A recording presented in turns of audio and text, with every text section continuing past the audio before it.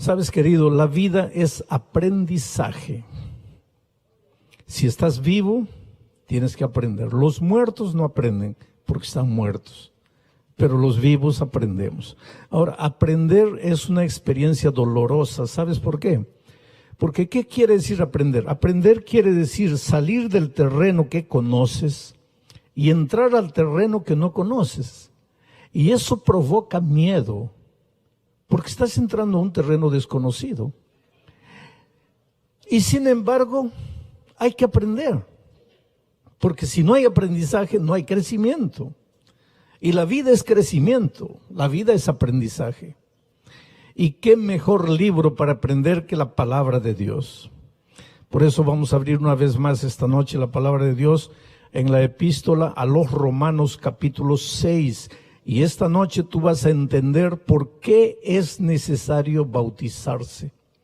Porque yo encuentro personas que me dicen así: pastor, yo ya le entregué la vida a Jesús, ¿por qué tengo que bautizarme? Hay otras personas que me dicen así: pero pastor, yo soy miembro de una iglesia y yo no quiero cambiar de religión, yo no quiero cambiar de iglesia, por lo tanto yo no quiero bautizarme. Esas personas con toda sinceridad entienden que el bautismo es cambio de religión, cambio de iglesia. Pero el bautismo, más que cualquier cosa, es cambio de vida. No es salir de una iglesia y entrar a otra iglesia, es salir de una vida y entrar a la vida plena que Jesús promete. Pero hay una razón bíblica que esta noche voy a explicar. ¿Por qué es necesario no solamente aceptar a Jesucristo, sino bautizarse? Y vamos al capítulo 6 de Romanos, versículos 3 y 4. Dice así: ¿o no sabéis que todos los que hemos sido bautizados en su nombre, en su muerte? Porque somos sepultados juntamente con él para muerte por el bautismo, a fin de que como Cristo resucitó de los muertos para gloria del Padre, así también nosotros andemos en vida nueva. Vamos a tratar de explicar. Pablo pregunta así: ¿no sabes tú que cuando te bautizas, cuando entras al tanque del bautismo y te bautizas en la muerte de Cristo? ¿Qué quiere decir bautizarse en la muerte de Cristo? Para entender qué cosa significa bautizarse en la muerte de Cristo, hay que entender qué cosa es la muerte. Y para entender qué es la muerte, hay que entender qué cosa es la vida. Porque la muerte es lo contrario de la vida. Si tú entiendes lo que es la vida, vas a entender lo que es la muerte, es lo contrario. Cuando te bautizas en la muerte de Cristo. Entonces, para que entiendas lo que es el bautismo, tienes que entender lo que es la muerte de Cristo. Y para eso tienes que entender lo que es la vida. Y ahora voy a volver a un asunto que hemos estudiado durante la semana. ¿Qué es la vida? Jesucristo, cuando estuvo en esta tierra, dijo: yo soy la vida. Jesús es la vida. Cuando tú estás en Cristo, estás en el territorio de la vida, vida plena. Jesucristo dijo: he venido para que ustedes tengan vida y vida abundante, vida exuberante, vida con sentido, vida con ganas de vivir. Juan dice: el que tiene al Hijo, tiene la vida. El que no tiene al Hijo, no tiene la vida. Por lo tanto, si estás en Cristo, estás en la vida. Te da ganas de vivir. Puede haber dificultades, puede haber enfermedad, puede haber desempleo, puede haber falta de dinero, puede haber aflicciones propias de este mundo, pero te da ganas de vivir porque estás en Cristo y Cristo es la vida. Pero cuando te separas de Jesús, en realidad, ¿de quién te estás separando? De la vida. Y al separarte de la vida, estás entrando al territorio de la muerte. Este es territorio de muerte. Este es el camino de la condenación. Ahora, en este territorio de la muerte, un día vas a recibir la muerte eterna, pero desde que te separas de Jesucristo hasta que llegues a la muerte eterna, hay un largo camino de muerte, un largo camino de condenación. Y en este camino te pueden suceder dos cosas. O el enemigo te quita todo, te quita la familia, te quita el dinero, te quita la salud, te quita los valores, las virtudes, te quita las ganas de vivir, te metes en los vicios, en las drogas, en el cigarro, en la bebida, porque la vida no tiene sentido.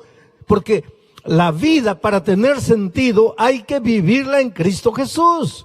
Pero tú estás separado de Jesús, entonces aquí no hay vida. Aquí, corres para allá, no puedes dormir en la noche, nada te sale bien, todo parece de cabeza para abajo. Y te preguntas, Dios mío, ¿dónde estás? ¿Por qué sufro? ¿Por qué me sucede esto, aquello? Esto no es vida, estás en el terreno de la condenación. Pero en este terreno de condenación también el enemigo te puede dar todo. Te puede dar dinero, te puede dar mansiones, te puede dar casa, te puede dar empleo, te puede dar fama, te puede dar poder. El enemigo te puede dar todo. ¿Acaso no se atrevió a decirle a Jesucristo que quería darle todo? Él puede darte cosas. Pero el dinero, el poder, la fama, la gloria, los aplausos no te valen de nada, porque el enemigo no te puede dar paz. Y sin paz, nada de lo que el enemigo te dé tiene sentido. Por eso hay grandes y famosos artistas de televisión que se drogan hasta morir. Por eso hay gente famosa, rica, millonaria, que se da un tiro en la cabeza porque no quiere más vivir. Pero ¿por qué no quiere vivir si tiene todo, si tiene dinero, si tiene fama, si tiene poder? Es que en este terreno de condenación, o el enemigo te quita todo, o te da todo pero no te da paz y de nada te sirve. Este es un terreno donde pues el hogar se desintegra, el esposo para un lado, la esposa para otro lado, el hijo en las drogas, la hija en la vida de promiscuidad. Esa vida no tiene sentido. Oh querido, esa no es la vida que Dios tiene para ti. Porque ya lo he dicho más de una vez, tú eres lo más precioso que Jesús tiene en esta tierra. Dios te ama con un amor que tú nunca podrás entender. Dios te ama. La vida que Dios tiene para ti es una vida maravillosa, pero nunca la vas a poder vivir a no ser que te entregues al Señor Jesucristo, porque Él es la vida. Bueno, un día estás aquí y te das cuenta que la vida sin Cristo no es vida. ¿Hay solución para ti o no? ¿Y cuál sería la solución? Pues volver a Jesús. Y cuando vuelves a Jesús, vuelves a la vida y renaces a la vida. Y todo sería maravilloso, pero hay un pequeño problema. El enemigo conoce bien la palabra de Dios. Y la Biblia en Romanos 6:23 dice, porque la paga del pecado es la muerte. La paga del pecado es la muerte. ¿Y qué cosa es el pecado? Es separarse de Jesús, que es la justicia. Cuando tú te separas de Jesús, entras al territorio de la muerte, entras al territorio del pecado, y el resultado de caminar en este territorio es la muerte. La paga del pecado es la muerte. Entonces, cuando tú un día decides regresar a Jesucristo, el enemigo, que conoce también la palabra de Dios, pues te dice, esto es una ilustración que estoy haciendo. El enemigo le dice a Jesús, espera un poco, este miserable pecador no se vino aquí por voluntad propia, sí, y ahora quiere regresar, sí. ¿Y tú lo vas a recibir? Sí. ¿Pero qué dice aquí tu palabra? ¿No dice que la paga del pecado es la muerte? Sí. ¿Y este no pecó? Sí. Entonces tiene que morir. ¿O tu palabra no vale? No, sí vale. La Biblia es eterna, es eterna. ¿Y la paga del pecado es la muerte? Sí. ¿Y este pecó? Sí. Entonces tiene que morir. Ahí estamos perdidos. ¿Qué podemos hacer? Si todos hemos pecado, Pablo dice, todos pecamos y estamos destituidos de la gloria de Dios. Isaías dice, desde la cabeza hasta los pies, todo es llaga podrida. Pablo dice, no hay justo ni siquiera uno. Y Pablo dice, la paga del pecado es la muerte. Pues todos estamos condenados a muerte. Queremos ir a Jesús, pero tenemos una deuda. Hemos entrado al territorio del pecado, merecemos morir. Ahí aparece la persona maravillosa de Jesucristo. ¿Y qué es lo que Jesús dice? Es verdad que Él ha pecado. Es verdad que la paga del pecado es la muerte. Pero yo fui a la tierra como un ser humano. Fui tentado en todo, pero sin pecado. Por lo tanto, yo no merecía morir.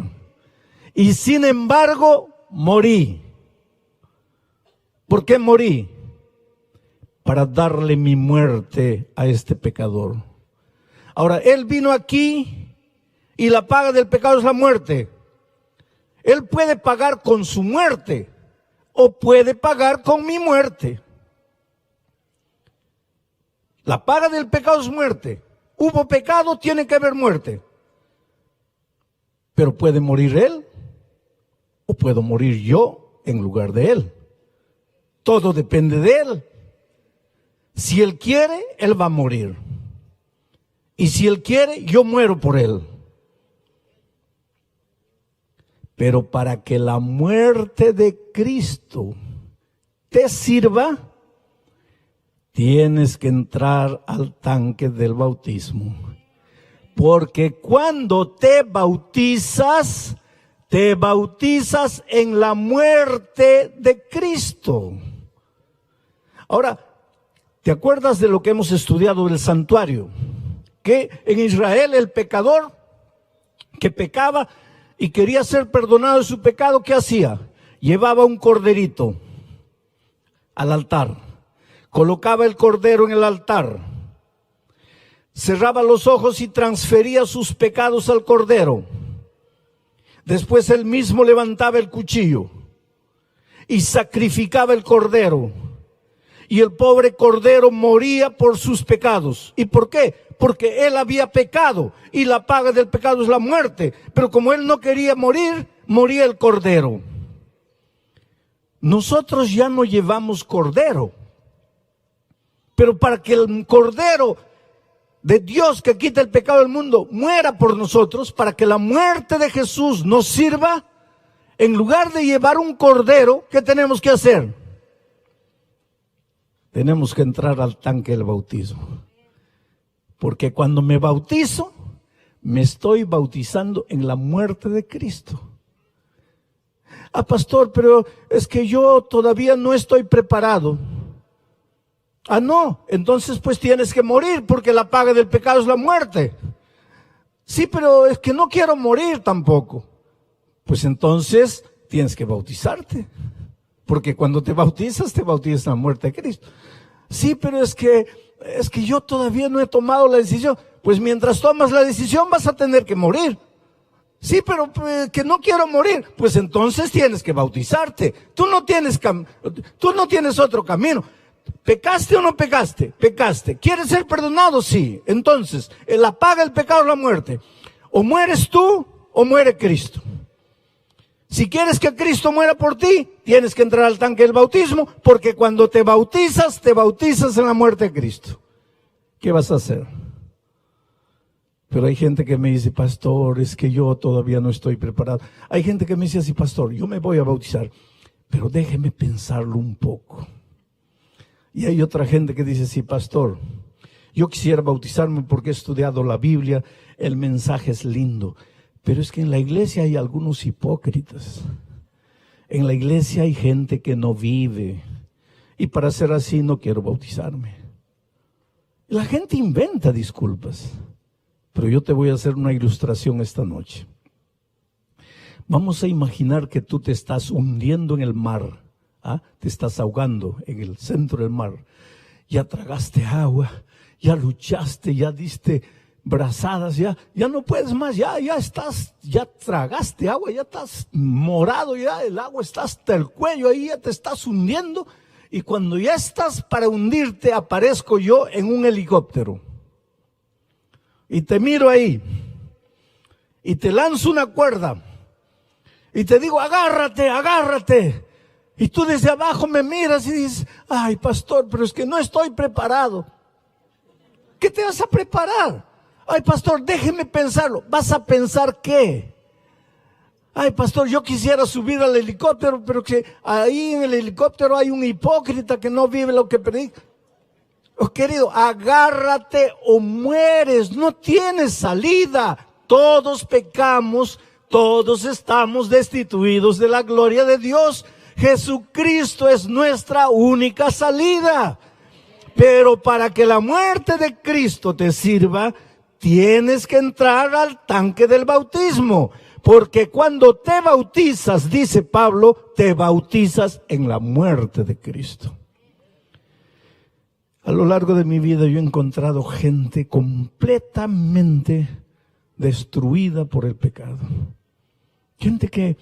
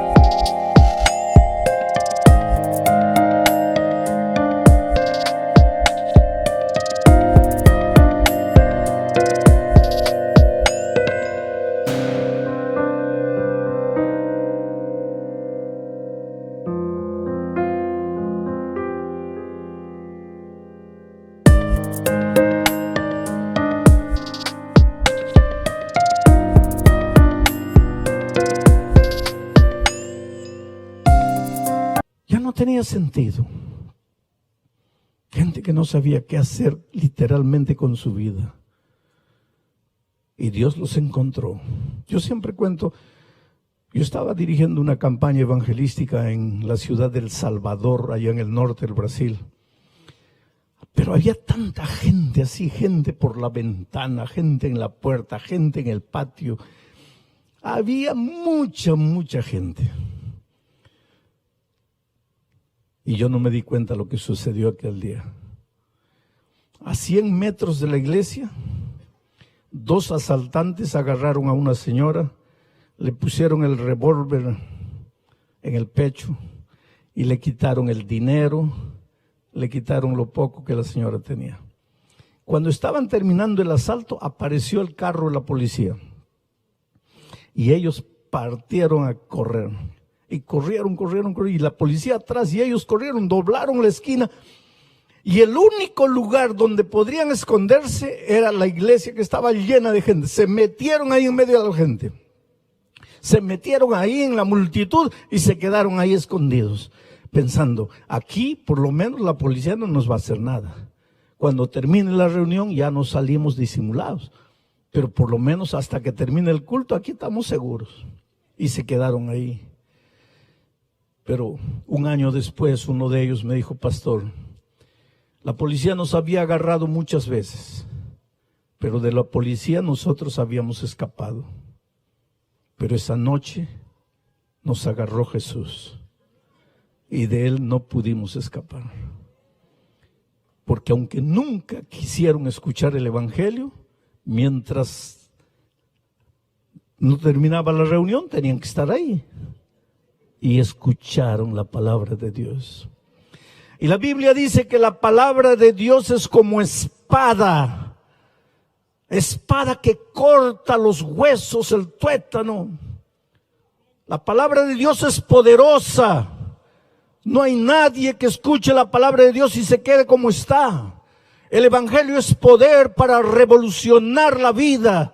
Te digo en el nombre de Jesucristo, no hay nada en tu vida esta noche que Dios no pueda hacer.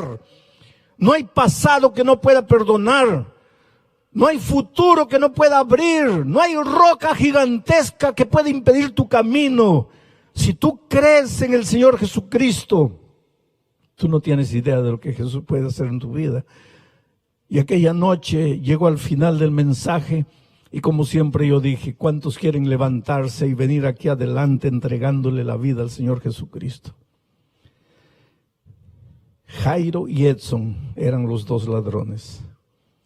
Uno de ellos miró al otro y le dice, ¿qué hacemos?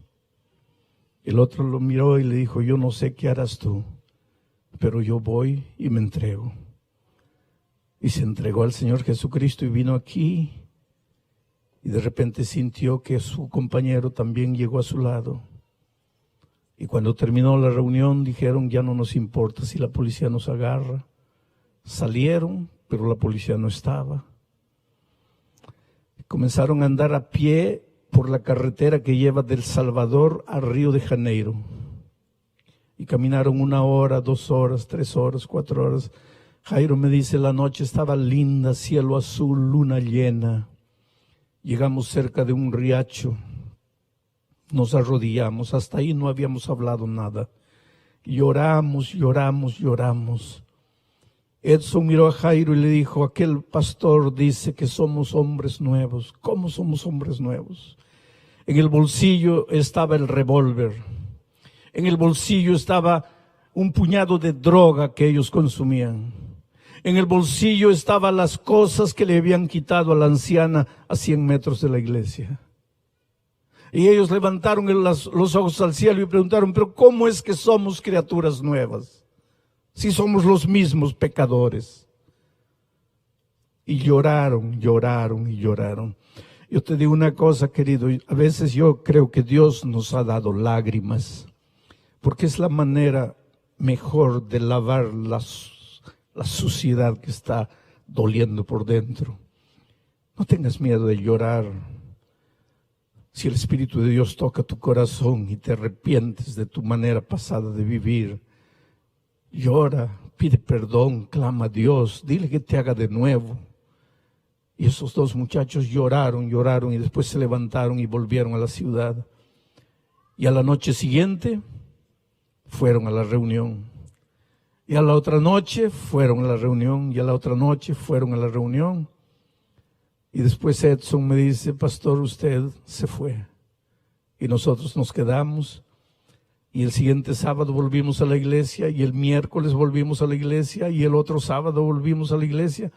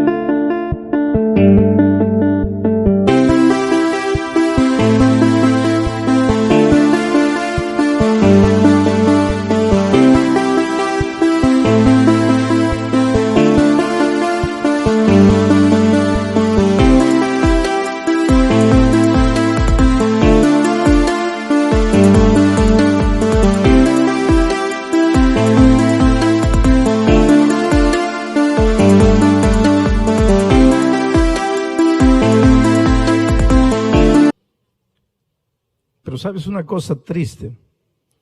Por lo menos Edson me dice, pastor, durante 2 meses estábamos en la iglesia y nadie nos preguntaba de dónde habíamos salido, quiénes éramos, quiénes estábamos haciendo ahí. Nadie. Pero un día el pastor nos miró y dijo, ¿ustedes son nuevos? Sí, pastor. ¿Quieren estudiar la Biblia? Sí, pastor. Y entonces entendieron que para vivir una vida nueva tenían que entrar al tanque del bautismo. Y los dos se bautizaron y salieron para una vida nueva. Yo te estoy contando de una cosa de más o menos 30 años atrás. Pero hace unos 8 años atrás yo volví a nuestra universidad allí en el estado de Bahía, en el norte del Brasil. Estaba predicando un sábado de mañana y de repente veo entrando un muchacho delgado, calvo. Y me acuerdo, yo lo conozco era Edson.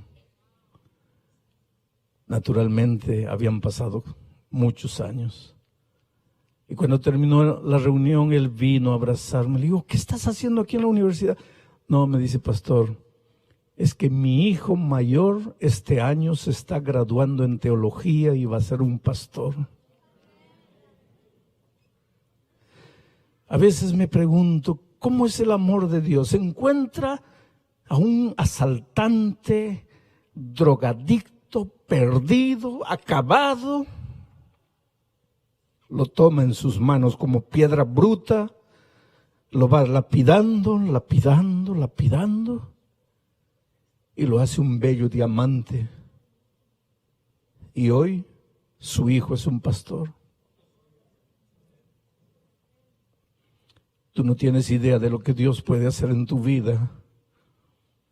Tú no tienes idea de lo que Dios puede hacer en tu vida. Ahora hay una cosa interesante. Aquí en Marcos 16 dice, el que creyere y fuere bautizado